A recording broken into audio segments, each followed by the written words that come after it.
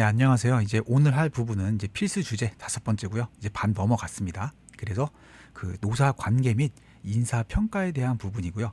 매년 한 문제에서 3문제까지 나옵니다.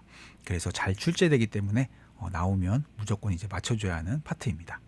그러면 이제 그 노사 관계부터 보도록 하겠습니다. 이 노사 관계에는 이제 3가지 주제가 나오는데요. 숍 제도가 나오고요. 그 다음에 단체 교섭의 유형이 나오고요. 그리고 노동쟁의의 종류에 대해서 이제 나옵니다. 그러면 숍 제도부터 이제 보도록 하겠습니다. 이 그 숍 제도라는 거는 그 조합원 참가 제도라고 해서요. 그 숍 무슨 GS 숍 막 그런 거 있잖아요. 어플에 보면은. 그래서 이제 그런 것처럼 그냥 상점이라고 그냥 생각을 하시면 편하게 그렇게 생각을 하시면 돼요. 그래서 뭐 노조라는 그냥 상점이 있습니다. 이 노조라는 상점이 그러니까 뭐 회사가 만약에 그냥 뭐 이렇게 있는데 회사가 여기 이렇게 회사가 이렇게 설립되어 있는데요.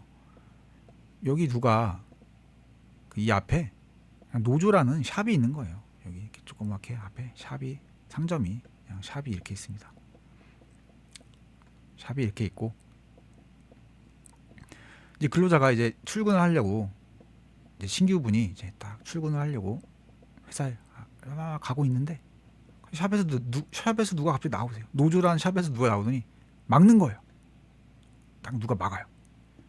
그래서 누구세요? 이러니까 노조 가입 안 하면 여기 회사 들어가서 일 못해요. 이러는 거예요. 막았죠. 그래서 클로즈 막았다. 클로즈드 샵. 노조원이 아니면 채용이 안 된다는 겁니다.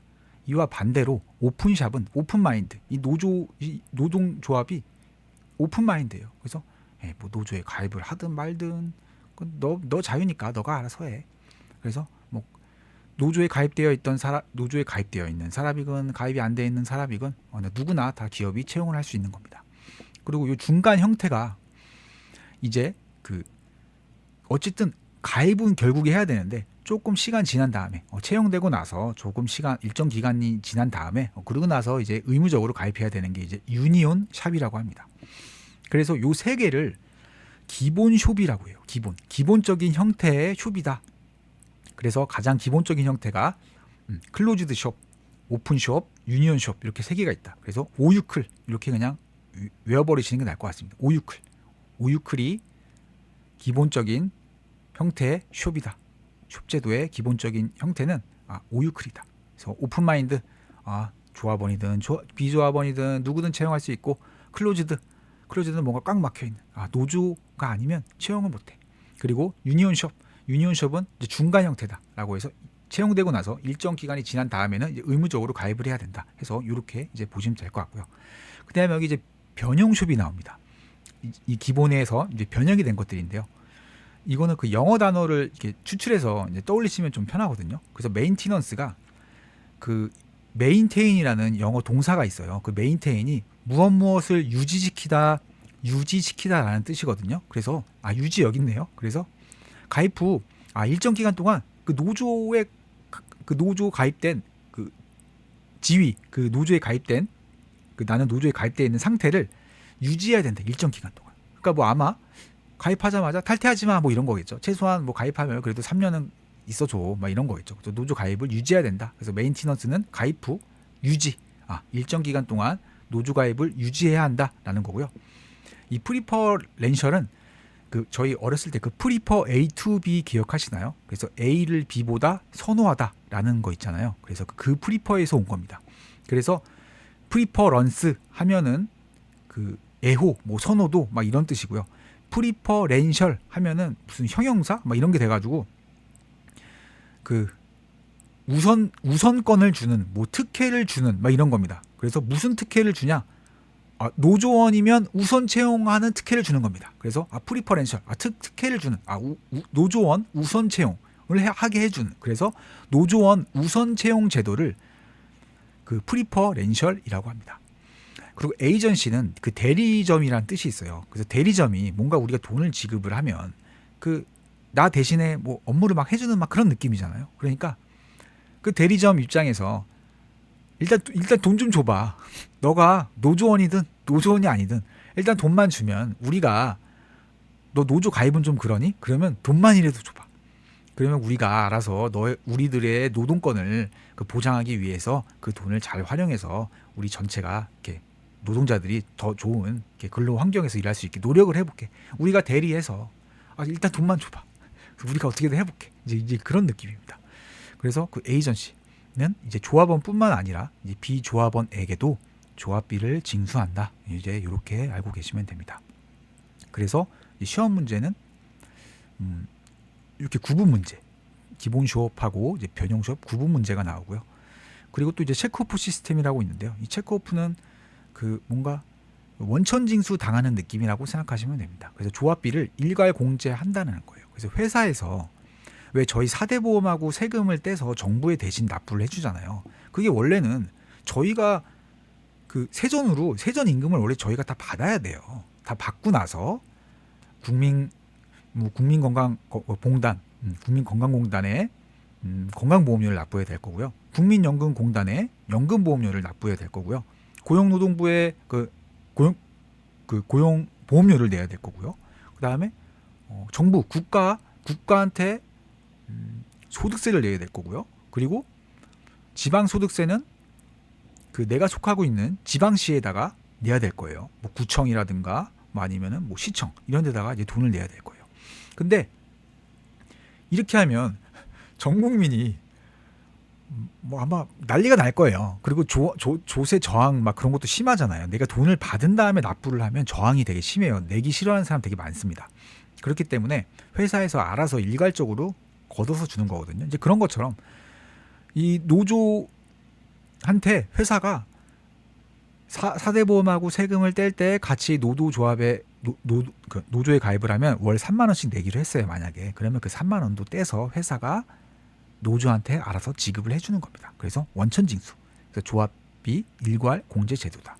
그래서 이 체크오프 시스템도 이 숍 제도처럼 이 숍 제도가 그 노조의 힘을 어떻게 그 강화해주는 쪽이잖아요. 노조가 없는 것보다 이런 숍 제도를 활용해서 그 노조가 있는 게 그 이제 노조의 힘이 크거든요. 특히 여기 클로즈드 숍, 요거는 이제 노조의 힘이 엄청 세지겠죠. 왜냐하면 노조원이 아니면 채용이 안 돼요. 그럼 채용된 사람들은 다 노조원이거든요. 그렇기 때문에 노조의 힘이 엄청 커지는 거예요. 왜냐하면 그 오픈숍은 제일 약한 게 오픈숍이고요. 제일 강한 게 이제 클로즈드 숍이에요. 오픈숍은 누구나 가입을 할 수도 있고 뭐 안 할 수도 있고 막 그러잖아요. 그러다 보니까 뭐 100명이 일을 하면 50대 50. 그래서 뭐 3만 원씩 걷어. 그럼 뭐 10명이 일하는데 5대 5예요. 그럼 뭐 15만 원? 근데 여기는 10명이 일해. 그럼 30만 원이나 거둘 수 있어요. 클로즈드 숍은. 그래서 클로즈드 숍이 가장 이제 노조의 힘이 이제 그 노조라는 조직의 힘이 가장 세고요. 또 체크오프 시스템을 도입하면 이것도 노조의 힘이 세지는 겁니다. 그 근로자들로부터 돈을 그냥 강제로 그냥 뺏어 오는 거잖아요. 따지고 보면. 그렇기 때문에 이 체크오프 시스템도 이제 조합비 일괄 공제 제도로서 노조에 힘을 실어주는 그런 제도다. 만약에 체크오프 시스템만 보고 이게 좀 안 떠오르시면 체크 오프 하지 마. 체크 안 해도 돼. 너가 이번 달에 노조비 3만 원을 내가 냈었나? 내가 저번 달에 냈었나? 이런 생각 안 해도 돼. 체크하지 마. 알아서 가져갈게. 그래서 해가지고 이렇게 조합비 일괄 공제 제도다. 회사에서 공제를 해서 알아서 노조한테 넘겨주는 느낌, 원천징수를 당하는 느낌이다. 라고 해서 체크오프 시스템 이렇게 알고 계시면 될 것 같습니다. 그래서 이 구분 문제 그리고 체크오프 시스템 이거 따로 한 문장으로 나왔었고요. 저희 시험에. 이렇게 해서 숍제도는 여기까지 하겠습니다. 그리고 이제 그 단체 교섭인데요. 요 단체 교섭은 노사 간에 어떤 그 교섭을 하는 거예요. 그래서 그 노사가 노동자 측과 사용자 측이잖아요. 그 사용자라는 게 좀 편하게 생각하시면 그 회사라고 생각하시면 됩니다. 그 회사 뭐 CEO 그냥 뭐 구체적으로는 뭐 약간 그렇게 생각하시면 돼요. 그래서 사용자가 그 근로자를 고용해서 사용하는 사람을 이제 사용자라고 하더라고요. 그래서 그 노조와 사용자 사이에 교섭을 하는 거예요. 교섭을 하는데 뭐 올해 임금은 어떻게 할 거냐, 임금 인상률은 몇 프로로 할 거예요, 뭐 근무 시간은 어떻게 뭐 몇 시부터 몇 시까지 할 거예요, 뭐 휴게 시간은 몇 시부터 몇 시까지 할 겁니까, 점심 시간은 언제부터 언제까지 할 거고요, 만약에 주말에 일하면 추가 수당은 어떻게 주실 거예요, 뭐 야간근 초과 근무하면 수당은 어떻게 주실 거예요, 뭐 이런 식으로 해서 휴가는 몇 개 줄 거예요, 뭐 이런 것부터 해가지고 이런 것들에 대해서 교섭을 한 다음에 노조 측과 사용자 측이 교섭을 막 해요. 한 다음에 그거를 이제 확정시키는 게 단체 협약이라고 합니다. 그래서 그 내용을 이제 협약을 맺고 하는 게 이제 단체 교섭을 통해서 이제 단체 협약을 한다. 근데 이런 그 교섭을 맺을 때 그 5가지의 유형이 있다. 그래서 이거를 이제 기집통대공이라고 합니다. 그래서 기업별 교섭, 집단 교섭, 통일 교섭, 대각선 교섭, 그리고 공동 교섭이 있습니다. 근데 이게 이렇게만 보시면 요거를 좀 읽고 바로 이해하시면 좋지만 그래도 이렇게만 알고 계시면 좀 힘들어서 저는 약간 이렇게 좀 했거든요. 그래서 그거를 좀 보여드리면 이제 기집통대공이라고 외운 게 여기 이제 그 기업 A, B, C가 있다고 할게요. 그래서 기업 A,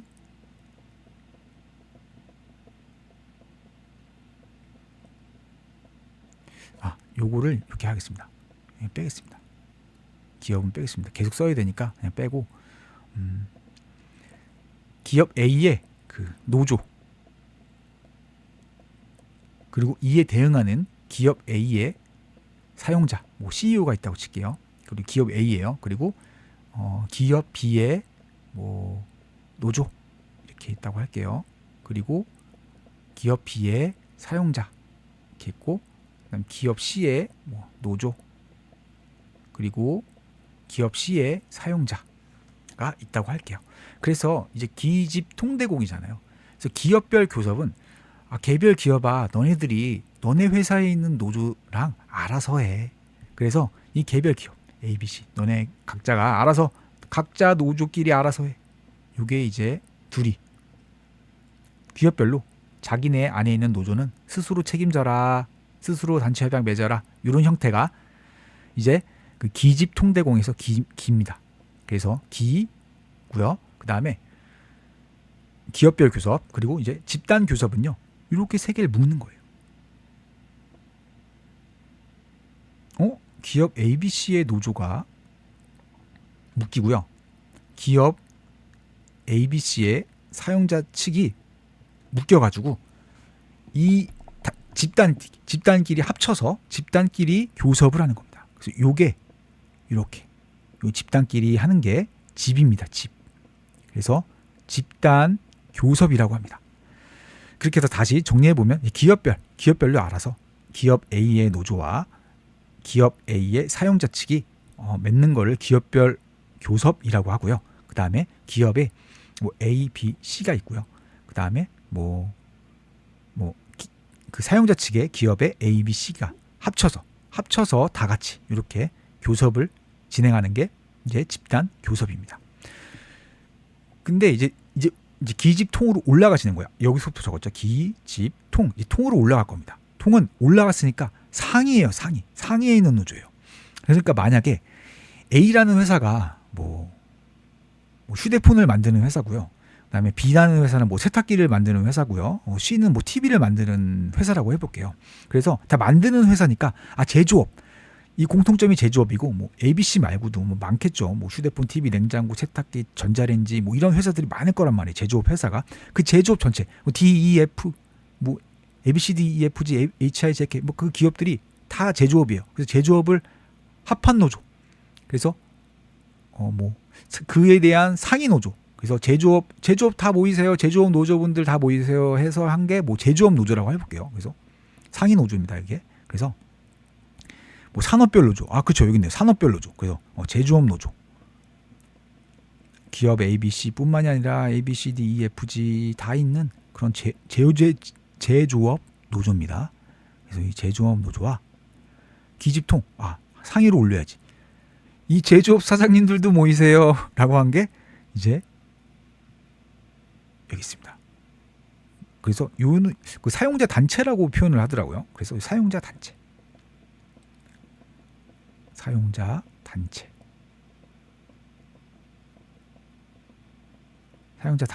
그래서 사장님들끼리 다 제조업 사장님들은 다 여기 가입되어 있는 겁니다. 그래서 이 사용자 단체와 이 제품별 그 제조업 우리는 제조업들 노조, 요 상위 노조. 그래서 요 노조를 다 합치면 제조업 노조가 되고 이 ABC들 기업을 다 합치면 이제 사용자 단체가 되기 때문에 요 사이 교섭을 맺는 걸 통이라고 한다. 그래서 좀 통이 잘 안 떠올라요. 왜냐하면 통일 교섭이기 때문에 집단이랑 좀 헷갈리거든요. 그래서 이렇게 좀 그려 나가시면서 이제 하시면 좋습니다. 그래서 다시 이제 기집통을 해보면 기는 기업별로 알아서, 집은 기업이 이렇게 모여서, 그리고 통이니까 위로 올라가야지. 기집통 올라갈 때 상위 노조들끼리 이렇게 그려놓고 상위 노조들끼리 이렇게 해서 딱 떠올리시고요. 여기까지 그리신 다음에 보통 시험이 답이 대각선이에요. 그래서 이 대각선이 바로 외워주시면 좋은데 저는 이게 좀 바로 잘 안 외워져가지고 이렇게 그리고 나서 대각선을 이렇게 그리면 되거든요. 그러면 이해가 빠르거든요. 그래서 이 대각선을 이렇게 그리시면 됩니다. 제조업 노조와 상위 단계 여기 보시면 그죠? 개별 기업 A와 상위 노조, 산업별 노조, 상위 노조가 교섭. 그렇기 때문에 이렇게 그리셔야 됩니다. 이렇게 대각선. 이게 이미지에 딱 그려지기 때문에 머릿속에 딱 떠올리셔도 되고, 아니면 저처럼 이제 기집통을 이렇게 그려 나가시면서 순차적으로 하시면서 대각선을 떠올리셔도 되고 해서 상위별 그 상위 노조, 산업별 노조와 그 개별 기업의 간의 교섭이 이제 대각선 교섭이다. 이제 공동 교섭은 약간 좀 다른 색으로 하시면 좋거든요. 그래서 여기 이제 보시면 다른 색으로 이렇게 묶으셔야 돼요.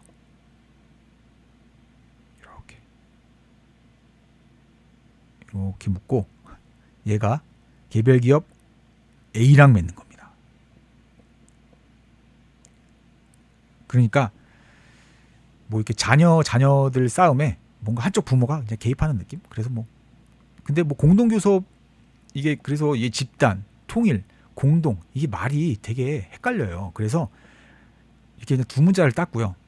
그래야지 이게 좀 안 헷갈리고, 그 다음에 여기에다가 이런 식으로 그려가면서 기집통 공 마지막에 다른 색깔 이렇게 하면서 이렇게 해야지 라고 해서 이런 식으로 저는 떠올리면서 이제 암기를 했었습니다. 왜냐하면 집단, 통일, 공동 요거를 구분져서 집단이 뭐고 통일이 뭐였지 이렇게 하는 것보다 그냥 기집통대공 해서 기집통 통은 기집통 올라갔으니까 위에 상위단체들끼리 그다음 대각선 이렇게 대각선이었지 이러면서 여기 대각선 긋고 통 기집통 대공 공은 다른 색깔 다른 색깔 이렇게 칠하고 이렇게 했지 해서 이렇게 해서 하시면 시험 문제가 이렇게 나와도 이런 걸 떠올리시거나 아니면 이렇게 실제 저는 이제 이런 식으로 이제 그려서 풀었거든요. 그래서 기집통 아니면 기집통만 한글로 이렇게 쓰셔야 됩니다. 기집통 쓰시면 이 그림이 떠오르실 거예요. 기업별, 집단 이렇게 했지. 통, 위에 갔으니까 상위 노조지. 이런 식으로 하셔가지고 기집통 그려놓고 대각선 이렇게 했지라고 해서 이제 문제를 푸시면 됩니다. 네, 그래서 이제 단체 교섭은 이제 여기까지 하고요. 이제 그 노동 쟁의 종류 이제 바로 하겠습니다. 그 노동쟁의 종류는요, 그 사용자의 행위 그리고 노동자의 행위로 이제 나뉘고요. 그 다음에 여기 추가적으로 부당 노동 행위인 환견 계약이 있습니다. 그래서 이 환견 계약이 그냥 누렁이에요, 누렁이 개. 영어로 옐로우 도그라고 하던데요. 이 옐로우 도그가 찾아보니까 영어권 국가 그런 데서 되게 나쁜 뜻이더라고요. 굉장히 안 좋은 계약, 나쁜 계약. 그래가지고 그 노조에 가입하지 않을 것을 조건으로 채용하는 거를 이제 환견 계약이라고 합니다. 그래서 요거를 좀 알아두시면 좋고요. 그다음에 요 밑에도 이제 저희 시험에서 나왔는데 부당 나와서 이제 적어놨고요. 요거는 이제 의도적으로 암기를 안 하면 이제 틀릴 것 같아가지고 그래서 이제 부당 노동 행위 방지하기 위해 1935년 미국 와그너법이 제정되었다라고 해서 이제 이런 표현이 하나 있습니다. 그래서 요거는 이제 안 외워두면 저는 이 문제 풀렸을 때 요거 때문에 틀렸거든요. 그래서 저는 요거를 이제 적어놨었습니다. 이제 틀렸기 때문에 요거는 내가 반드시 해야 되겠다. 그래서 요거를 이제 적어놨었고요. 그래서 이제 보시면 이제 요거는 좀 쉬우니까 이제 금방 할게요. 그래서 사용자 행위가 그러니까 노동쟁의를 하면은 다툰다라는 거잖아요. 사용자 측에서도 할 수 있는 게 직장 폐쇄, 그냥 문을 닫아버리는 겁니다. 그러니까 만약에 노조가 막 일어났어요. 그래서 태업을 하겠대요. 그래서 사람들이 5번 볼트를 저는 5번 볼트를 오늘 조이는 건데 5번 볼트가 5분이면 조인다고 할게요. 근데 8시간 동안 하나도 못 조였습니다. 조이는 듯 마는 듯 조이는 듯 조였다가 풀었다가 하면서 옆 사람한테 어제 뭐 했어? 어제 어디 간다 그러지 않았어? 이러면서 요새 누구 편찮은 짓 하지 않았어? 그분은 괜찮아? 이러면서 얘에서 얘기만 하고 계속 뭐 돌렸다 풀었다 하면서 하루 종일 한 개도 오버볼트를 조이지 않았어요. 그러니까 사장님 입장에서 화나죠. 야 그냥 회사 문 닫으라. 니네 월급 받지 마. 나도 망하고 니들도 망해보자. 뭐 약간 그런 느낌인 것 같아요. 나 돈 많아. 불리한 건 너네들 막 이러면서 뭐 직장 폐쇄. 그래서 문 닫아버린다. 그리고 대체 고용. 막 일을 안 하고 밖에 나가서 막 시위하고 있으니까 그래 너네 시위해. 난 다른 사람 시켜서 일 시키면 돼. 그래서 다른 사람을 고용해버리는 겁니다. 나 돈 많아. 나 인건비 줄 돈 많아. 이러면서 막 대체 고용을 하는 거예요. 그리고 이제 그 노동자의 행위로는 파업 일 안 하는 거죠. 파업은 일 안 하는 거고 태업은 뭐 세워라 내워라 천천히 아까 5번 볼트 그냥 하루 종일 하고 있는 거고요. 불매운동은 보이콧 운동 그거 있잖아요. 그 물건 사지 마. 얘네 우리 물건 사지 마요. 막 이러면서 불매운동한다. 뭐 가끔씩 일어나잖아요. 우리나라에서도.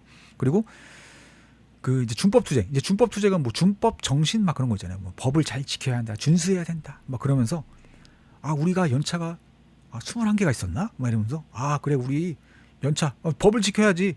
연차가 법에 있는데 그거 지켜야지. 연차를 다 쓰자라고 하면서 회사 뭐 전 직원이 300명인데 다 같이 연차를 쓰고 회사를 안 나오는 겁니다.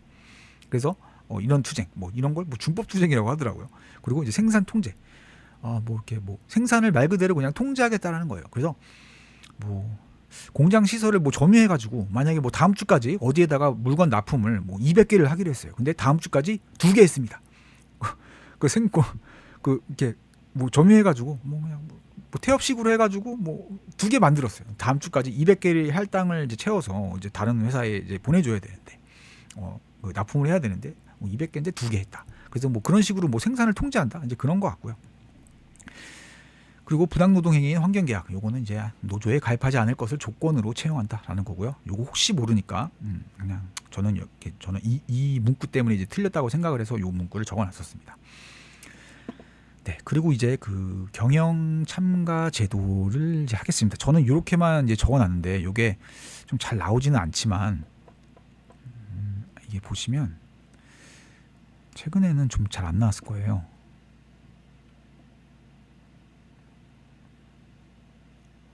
여기 있네요. 여기 나왔었네요. 17년에 이제 그 나왔었는데요. 이것도 뭐 구체적으로 나온 거는 아닌데 그래도 혹시 모르니까 이거는 공부를 하긴 했었거든요. 하기는 했었는데 이게 좀 들어가면은 약간 좀 그래가지고 좀 답답하기도 하고 어렵기도 하고 그래가지고 저는 이제 이렇게만 적어놨었는데요. 혹시 모르니까 그래도 혹시 해드리면은 안 보실 분들은 이거 딱히 안 보셔도 괜찮을 것 같기는 한데 혹시 모르니까 말씀을 좀 들어보면 그 경영 참가 그 제도가 그 근로자들이 그 일만 하지 말고 우리도 경영에 참가해 보자 막 그런 뜻인 것 같아요. 그래서 이 경영 참가 제도의 그 종류로 뭐 자본 참가, 뭐 간접 참가, 그리고 이거 자본 참가를 간접 참가라고도 합니다. 그리고 뭐 성과 참가를 뭐 이익 참가라고 하고요. 그다음에 이거를 직접 참가라고 합니다. 그래서 이 자본 참가의 대표적인 게 2개가 있어요. 그 종업원 지주제와 스톡 옵션이 있고요. 그리고 성과 참가, 이익 참가. 이거에 이제 스켈론 플랜이랑 러커 플랜. 요거 2개만 아시면 될 것 같습니다. 그래서 그 스켈론 플랜과 러커 플랜이 있는데 요거는 2문자 따면은 금방 하긴 해요. 그래서 스판 럭비브 스판 이렇게 해가지고 그 키워드만 알고 계시면 바로 문제 푸실 수 있거든요. 그래서 이거는 이따가 설명드리겠습니다. 그래서 이 종업원 지주제는 그 종업원이 그 이 지주가 그 땅의 주인이 그런 게 아니라 그 주를 주겠다, 그 뿌리를 주겠다라는 뜻이에요. 종업원한테 뿌리를 지급하자. 그 회사의 뿌리가 그 자본금이잖아요. 출자금. 처음에 자본을 출자해서 회사를 설립을 하잖아요. 법인 같은 걸. 그래서 그때 그 자본을 출자하는 그 회사의 뿌리에 해당하는 자본금 뭐 이런 것들을 사게 해서 종업원이 말 그대로 회사의 주인이 되라는 겁니다. 너네도 자본을 출자해서 회사의 뿌리 역할을 담당해라. 일만 하지 말고. 그렇게 해서 자본에 참가해라라고 해서 그러니까 회사 주식을 사라. 뭐 우리 사주 뭐 그런 거 있잖아요. 우리 사주줘야 우리 사주 뭐 그런 거 있잖아요. 그래서 자기 회사의 주식을 이제 사갖고 있는. 그래서 뭐 이런 것들이 종업원 지주제라고 하고요. 그리고 스톡 옵션은 말 그대로 주식에 옵션이 붙어 있는 겁니다. 그래서 뭐 일정한 가격으로 일정한 양을 주식을 뭐 매수할 수 있는 우리 회사의 주식을 매수할 수 있는 그런 권리를 이제 주는 거거든요. 그래가지고 그 뭐 직원들이 우리 회사 한번 열심히 키워서 내년 그 영업이익을 2배로 만들어 보자. 그러면 주가도 2배가 되지 않을까? 막 이러면서 열심히 일을 하는 겁니다. 그래서 열심히 일을 해서 스톡옵션을 그때 행사하는 거죠. 그래서 옛날에 정해둔 가격, 좀 싼 가격이겠죠. 그래서 그 싼 가격을 매수를 한 다음에 팔아버리면 그 차익을 실현하는 형태로 나한테 근로자들이 이득이 되니까 그렇게 해서 이 스톡옵션 이런 것도 이제 자본 참가, 경영 참가의 방법 중 이제 하나라고 합니다. 그래서 자본 참가 종류로는 이제 종업원 지주제와 이제 스톡옵션이 있다. 그리고 이제 그 성과나 이익 참가, 그래서 이걸 직접 참가라고도 하는데요. 요거 스캔론입니다. 스캔론이 그 사람 이름일 거예요. 그래서 스캔론 플랜이고요. 그 스캔론 플랜인가 그 러커 플랜이 있는데 이거는 그 노무비 인건비 그 인건비 저감분에 대해서 그거를 성과급으로 지급을 하자라는 거예요. 그래서 이 스캔론 플랜은 그러니까 스판 럭비부 이렇게 외우시면 되거든요. 그래서 스판은 스캔론 플랜 판매 가치라고 해서 판매 가치에 대비한 노무비 절감액을 성과급으로 주자라는 거예요. 그래서 만약에 좀 예를 들어서 설명을 해드리면 그 판매 가치에 대비해서 인건비가 줄어들어야 된다 그랬잖아요. 그러면은 그 인건비를 줄일 수 있는 근로자들이 인건비를 줄일 수 있는 방법이 생산량을 늘리는 거거든요. 그러면은 이게 만약에 이렇게 좀 예를 들어 드리면 제가 시간당 그 2,000원을 받아요. 노동자예요. 제가 이제 노동자인데 시간당 2,000원을 받는 노동자인데 제가 한 시간에 한 개의 제품을 만듭니다. 그리고 극단적으로 좀 설명을 드려야 되니까 저는 직원이 저밖에 없고요. 이 회사는 한 달 동안 1시간만 일을 해요. 그래서 한 달 동안 만들 수 있는 제품이 내가 나가서 한 개를 만들고 오면 끝이에요. 그리고 이 회사는 이제 이 물건을 파는 겁니다. 근데 회사가 나한테 그 스캔론 플랜을 하겠대요. 그래서 그 노무비 그 절감액만큼은 그 성과급으로 주는 거죠. 근데 노무비를 절감시키는 방법은 생산량을 증가시키는 그 생산량을 증가하면 노무비가 자연스레 감소하거든요. 그래서 보시면 내가 이제 한 시간에 2개를 만듭니다. 그러면 나는 똑같이 시급은 이게 시급이에요. 시급은 2,000원인데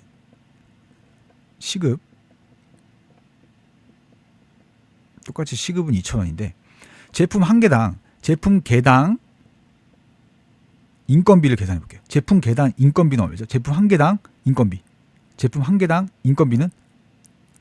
2,000원이죠.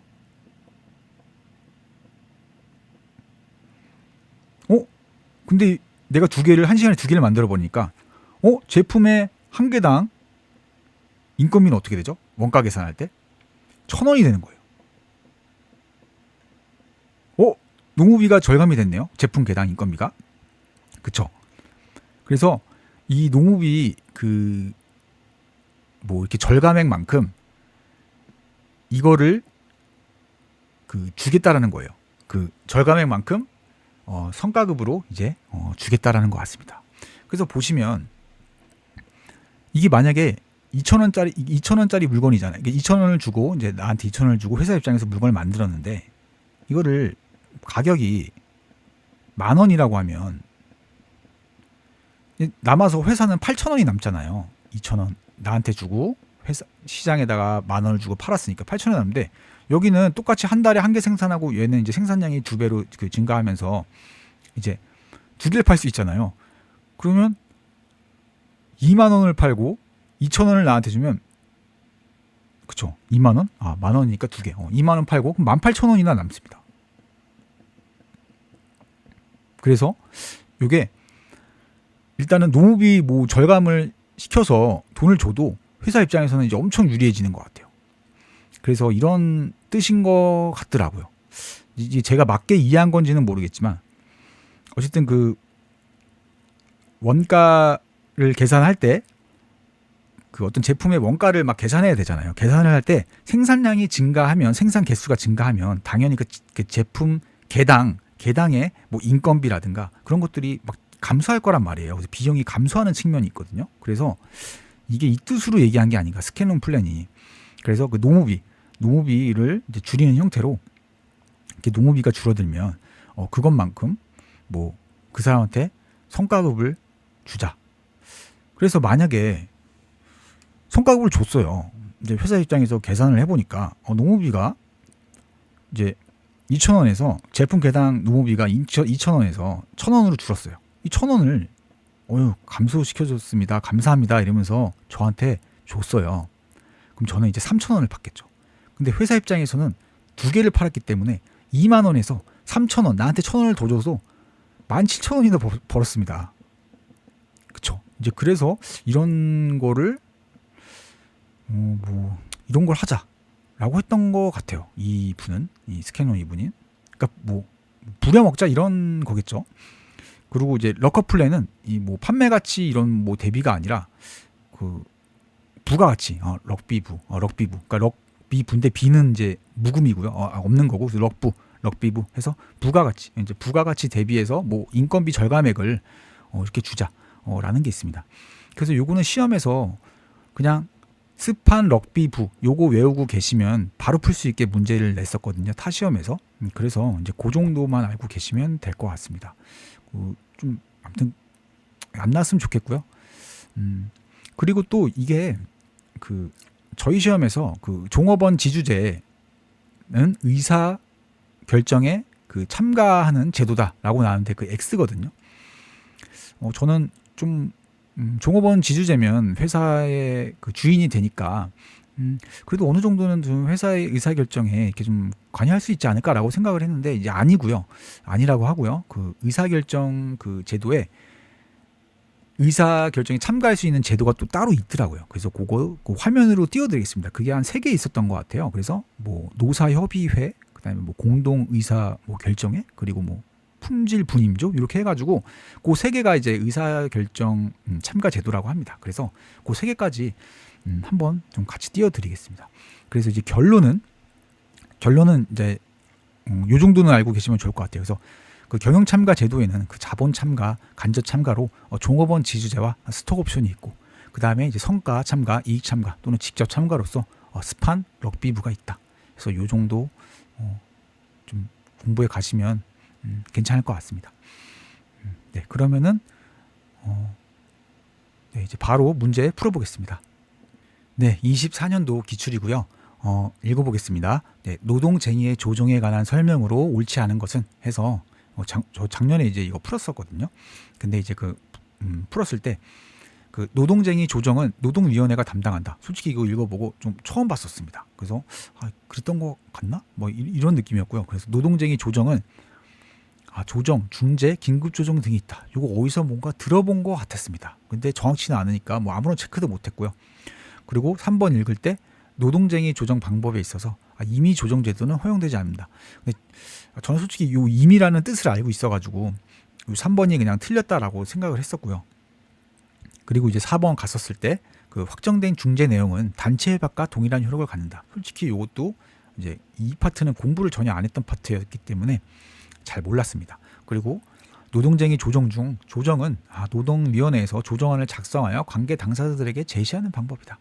이것도 솔직히 잘 몰랐습니다. 왜냐하면 조정과 이제 중재의 뭐 차이점도 몰랐는데 요거는 솔직히 좀 알고 있었거든요. 그래서 요거를 이제 3번으로 이제 좀 찜찜은 하지만 내가 알고 있는 게 맞나? 라고 찜찜은 했지만 좀 정확하진 않지만 일단은 그 3번으로 찍었던 이유는 그 임의라는 뜻이 그 임의 규정이라는 게 있고요. 그다음에 강행 규정이라는 게 있습니다. 이게 법률상 용어인 걸로 알고 있는데요. 그 임의라는 거는 뭐 랜덤 그런 게 아니라요. 당사자 간 의사의 합치에 따르겠다라는 뜻입니다. 당사자 간 의사의 합치에 따르겠다. 당사자들 간의 의사에 맡기겠다. 강행 규정은요. 근데 이에 반해서 강행 규정은 너네들의 의사 따위는 중요치 않아. 그냥 이러이러한 요건이 생기면 이러이러한 효력이 무조건 생겨라는 겁니다. 너네들 의사 따위는 신경 안 써. 강행 규정. 보통 뭐 사회 풍속을 해치는 행위 막 그런 것들에 대해서 이제 강행 규정을 하는 거예요. 그래서 뭐 아무튼 뭐 그런 게 있더라고요. 그래서 그 강행 규정이 있고 임의 규정이 있는데 이미 여기서 말하는 임의는 당사자 간의 의사에 의해 조정하겠다. 허용되지 않는다?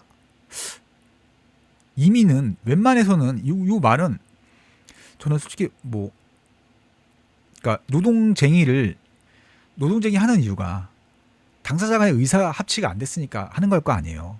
노조 측에서는 저희 시급 10만 원 주세요. 근데 회사 측에서는 뭐 5만 원만 받으세요. 막 이런 걸 거 아니에요. 그러다 보니까 그 협의가 잘 안 되니까 그 쟁의를 하는 걸 거란 말이에요. 다투는 거잖아요. 근데 이 쟁의를 조정하는데 당사자들끼리 합의를 봤대요. 의사의 합치를 봤는데 이걸 허용하지 않겠다고? 이거 좀 말이 좀 안 된다라고 생각을 했습니다. 그래서 그냥 3번이 그냥 제일 좀 다른 게 솔직히 잘 몰랐지만 특히 4번, 5번 중에 답이 있을까라고 생각을 해봤는데 이게 좀 약간 좀 애매해가지고 여기 중재 나오고 뭐 조정 나오고 막 이래가지고 그래서 조정, 중재, 긴급 조정은 있을 것 같았고요. 여기 중재, 뭐 조정이 있으니까. 그리고 당연히 노동위원회가 할 것 같았고요. 여기 노동위원회 나오니까. 그래서 뭐 다른 위원회가 담당하겠어 해서 이제 3번이 제일 낫겠다라고 해서 3번으로 갔었습니다. 그리고 이제 이거 그 영상 촬영하려고 좀 찾아보니까 이게 중재랑 그 조정, 중재, 긴급 조정이 다 있고요.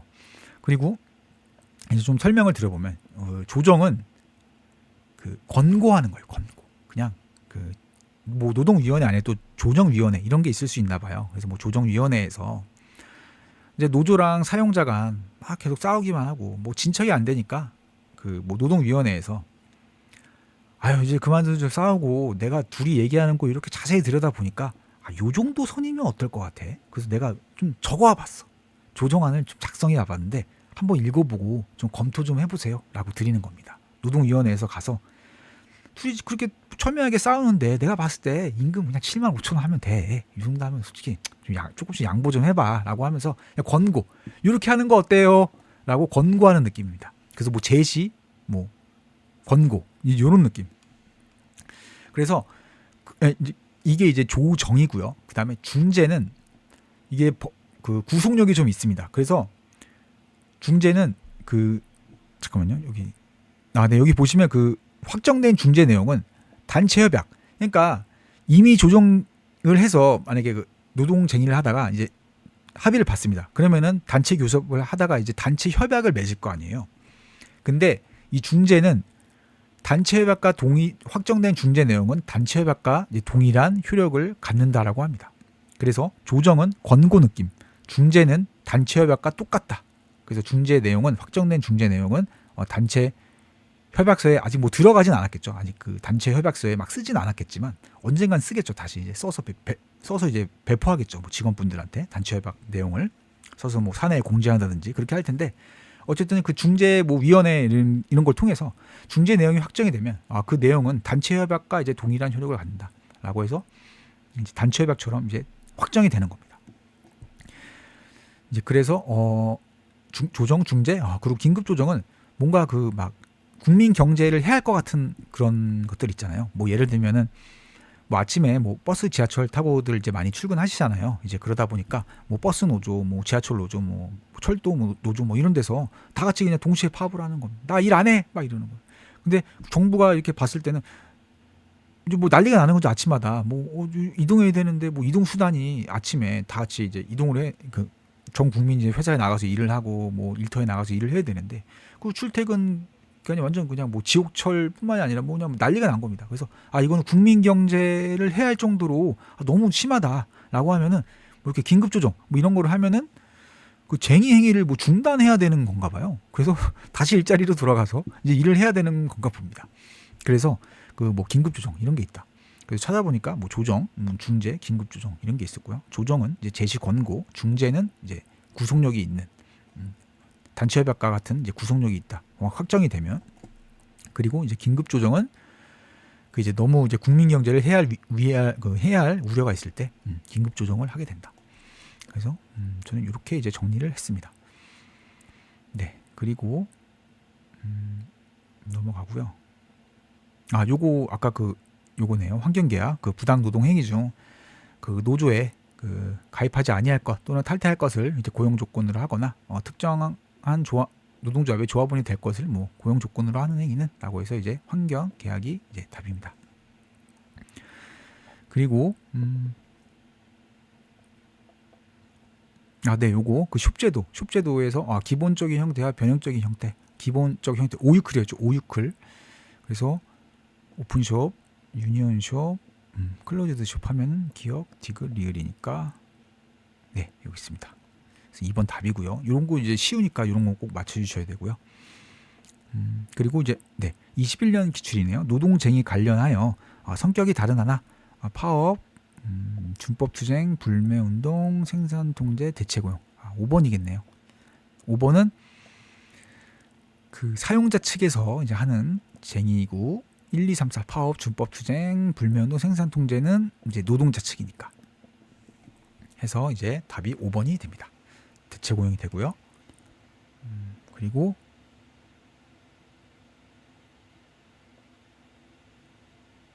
네, 요거 20년 기출이네요. 요거 노사 관계에 관한 설명으로 옳지 않은 것은 이제 풀어보겠습니다. 우리나라에서 단체 협약은 1년을 초과하는 유효 기간을 정할 수 없다. 솔직히 모릅니다. 저 문제 풀었을 때 몰랐고요.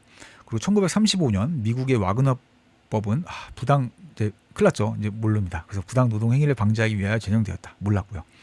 3번 유니온숍제는 요건 알겠 것 같았어요. 그래서 비조합원이 고용된 이후 일정 기간 이후에 조합에 가입해야 하는 형태다. 이거 맞고요. 일정 기간 지나고 나면 의무 가입해야 된다. 그 유니온 오유클 그래서 맞고요. 우리나라에서 임금교섭은 조합수 기준으로 봤을 때 기업별 구조 형태가 가장 맞다. 그럴 것 같았습니다.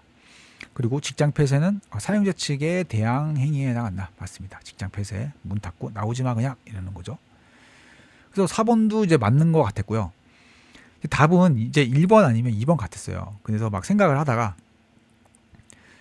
저는 이제 그 2번으로 찍었었거든요. 처음에 이제 문제 풀었을 때 이제 기억이 납니다. 왜냐면은 그 단체 협약이 1년을 초과하는 유효 기간을 정할 수 없도록 왠지 해놨을 것 같은 거예요. 그래서 그 이유가 만약에 그 기업이 엄청 유리한 조건으로 노조한테는 엄청 불리하고 기업한테 유리한 조건으로 막 3년, 5년, 10년짜리 단체 협약을 해버리면 그리고 어쨌든 둘 간에 그 민사적인 어떤 그런 합의잖아요. 이제 의사에 합치니까 유효 기간을 그렇게 마음대로 그 합치지만 마음대로 정해놓으면 그게 너무 뭐 5년, 10년 이렇게 넘어가 버리면 근로자 측에서 워낙에 불리한 물론 노조가 유리한 협약을 오랫동안 가져갈 수도 있겠죠. 근데 아무래도 우리는 그 의리라고 보잖아요. 노조를 뭐 의리라고 보거나 뭐 기업을 이렇게 이런 식으로 좀 보잖아요. 그러다 보니까 그 노조들이 불리한 계약을 할 수도 있지 않을까라는 측면에서 1년 동안은 무조건 단체 협약을 다시 맺도록 해놓지 않았을까? 그래서 불리한 조건을 좀 맺었더라도 1년 동안 계속 갱신을 해 나가면서 노조 활동을 통해서 점점 더 이렇게 노동법 뭐 이런 것들을 뭐 이렇게 뭐 증진 뭐 그런 측면 뭐 그런 측면에서 1년 초과하는 유효 기간을 정할 수 없을 것 같은 규정을 뒀을 것 같았습니다. 그러니까 노조 측에서 불리한 규정을 뭐 5년, 10년 동안 가져가게 되면 이제 워낙에 그걸 이제 뭐 바꾸려고 하면 뭐 힘들고 막 그럴 수도 있으니까 그래서 2번이 뭔지는 모르지만 그냥 와그너법으로 찍었었습니다. 근데 틀렸죠. 여기 알고 보니까 3년이에요. 3년. 우리나라에서 단체 협약은 3년을 초과하는 유효기간을 정할 수는 없대요. 3년까지는 괜찮다고 합니다. 3년. 그래서 요거는 그냥 암기하셔야 됩니다. 근데 이제 이렇게 해서 틀리잖아요. 그러면 기억에 정말 잘 남습니다. 그래서 야 이게 1년이 아니야? 3년이야? 이러면서 기억이 잘 남아서 제가 서브노트에는 이제 안 적어놨었어요. 이게 이제 막 이렇게 열심히 풀려고 하다가 딱 틀리면 기억이 잘 남더라고요. 그래서 특히 너무 충격적이어가지고 3년. 그래서 그 단체 협약은 3년을 초과하는 유효기간 정할 수 없다. 그래서 요거는 지금 그냥 바로 외워버리세요. 단체 협약은 3년을 초과하는 유효기간을 정할 수 없다. 그리고 이게 뭔지는 모르겠지만 어쨌든 전 서브노트에 적어놨었고요. 얘 때문에 틀렸으니까. 그래서 1935년 그 미국의 와그너법이라는 게 있는데 와그너법은 그 노동행위를 방지하기 위해 뭐 제정되었다라고 해서 저는 서브노트 앞쪽에 이제 적어놨었습니다. 그리고 요것도 이제 기억해 두시면 좋을 것 같고요. 기업별 교섭 형태가 우리나라 가장 많다. 이렇게 보시면 될 것 같습니다.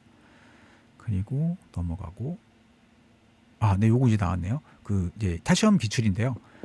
이제 뭐 기집 통대공이 여기 적혀 있잖아요. 뭐 기집 통대공 적혀 있으니까 요걸 좀 읽기 전에 읽어쳐서 바로 답을 고르실 수 있으면 좋고요. 저는 이게 나오면 일단 기집통까지는 그렸습니다. 그래서 A 노조 이렇게 하고 A 이렇게 해놓고 밑에는 안 그려도 되고요. 그냥 통 위로 올라가야 되니까 상이 있지 통 이렇게 그려놓고 보통 그 답이 대각선 교섭 아니면 대각선 거의 대각선 교섭이에요. 그래서 이렇게 이제 그리고 나서 이제 읽어보는 겁니다. 산업별 노동조합 또는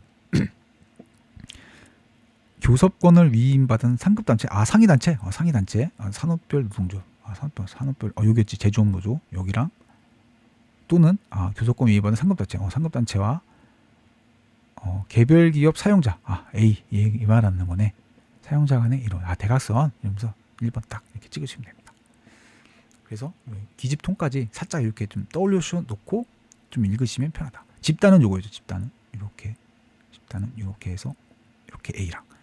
그렇게 해서 이제 문제 푸실 때 딱 떠올리시고 하시면은 바로 이제 금방 맞출 수 있으니까 괜찮은 방법인 것 같아요. 네, 그리고 네, 이제 그 타시험 기출 2번인데요. 그쵸. 아까 저희가 했던 게 이게 그 읽어보시면 스판 럭비부. 그래서 기업이 주어진 인건비로 평시보다 더 많은 부가가치, 부가가치, 뭐였죠? 러커 플랜. 그래서 이가 이제 러커 플랜입니다. 그래서 초과된 부가가치를 노사 협동의 산물로 보고 기업과 종업원 간에 배분하는 제도는 라고 해서 여기 보기에는 스캔론 플랜, 러커 플랜, 다른 것도 막 적혀 있습니다. 그래서 럭비부라고 해서 럭비부 이렇게 해서 이거 떠올리시면 바로 이런 식으로 그냥 푸시는 게 제일 나을 것 같아요. 그리고 이제 생산 제품의 판매 가치와 인건비, 스판이었죠, 스판. 그래서 스판. 그래서 관계에서 배분액을 계산하는 집단 성과 의제는 그래서 스캔론 플랜. 네, 이렇게 해서 스판. 그 럭비부 사람들이 옷 입고 할 때 짝 달라붙는 거 막 입고 하잖아요. 그래서 그냥 럭비 스판 이렇게 해서 럭비부 스판 이렇게 해서 외우고 계시면 이게 그 공인노무사 요 시험에서 이렇게 두 문제가 나왔었습니다. 그래서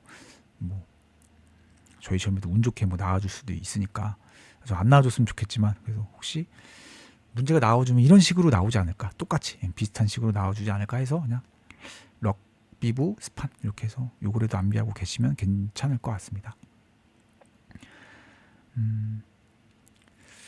네, 그리고 요것도 이렇게 좀 딱히 서브노트에는 적어놓지 않았는데요. 그냥 문제를 통해서 그냥 한번 잠깐 이렇게 소개를 시켜드리면, 이거는 임금을 줄 때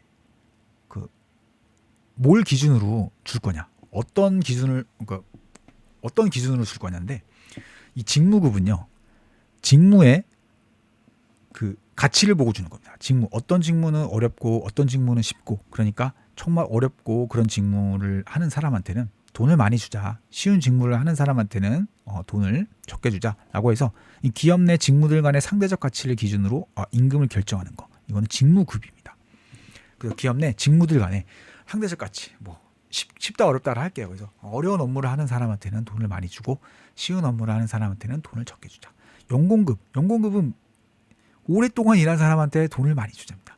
우리 회사에서 오랫동안 1년, 2년, 3년, 4년, 5년 이렇게 일한 사람들한테 돈을 많이 주자. 그래서 연공급, 연공서열 막 이러잖아요. 그래서 그 연공급 그겁니다. 그래서 그 사람이 우리 회사에서 많이 일했으니까 일을 오랫동안 한 사람한테 많이 주자라는 거고요. 직능급은 능력이에요, 능력. 그래서 그 사람의 능력이 뛰어나면 그 사람한테 돈을 많이 주자. 똑같은 업무를 하는데 어떤 사람은 능력이 좋아서 2배로 많이 일을 하고요. 어떤 사람은 또 능력이 좋아서 멀티플레이가 돼가지고 동시다발적으로 여러 가지 일들을 한꺼번에 처리를 잘합니다. 그럼 그런 사람들한테 돈을 많이 주자라고 하는 게 이제 직능급입니다.